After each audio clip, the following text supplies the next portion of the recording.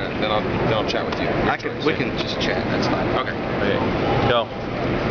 I'm with John Morgan, the presidential impersonator. And my question for you is, you mentioned during your presentation to the people, the Promise Keepers, that George Bush's days are numbered in the White House, and what he had planned in the future. What are your plans?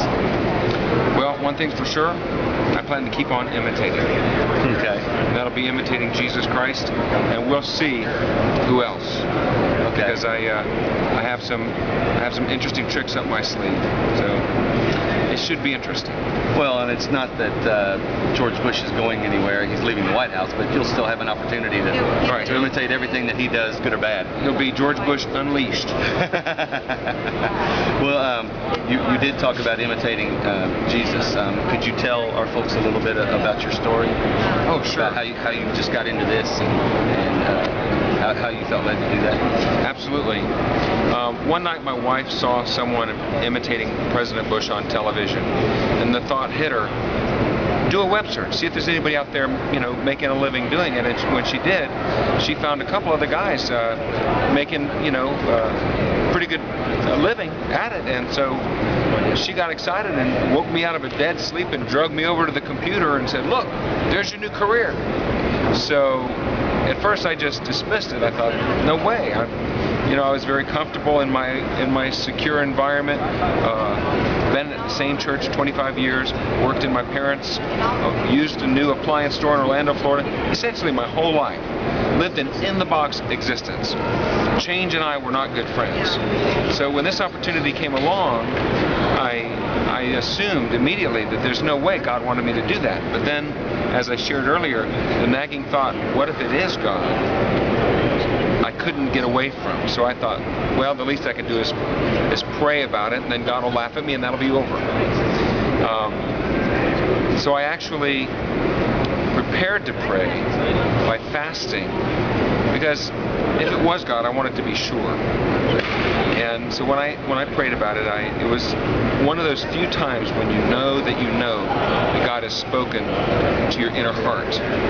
And He did. I said, okay, Lord, what about this George Bush thing? Do you want me to imitate George Bush? And God spoke to me and said, yes, and you'll be doing it for 5 years. Those words came to my spirit just as clearly as anything. Well, this was 3 years into President Bush's first term. So I thought, if I'm not mistaken, God just told me he's going to be reelected. So on the strength of that and the counsel of men that I'm close to, my pastor, home group leader, people that are dear friends of mine that I trust, my parents, I went ahead and launched. And it's been a wonderful, wonderful, wild ride ever since.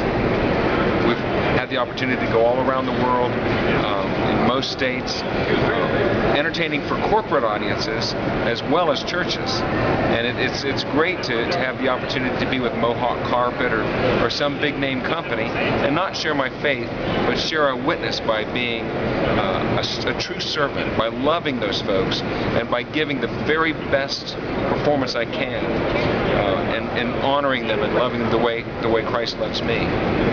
Letting my actions speak louder than my words in those settings.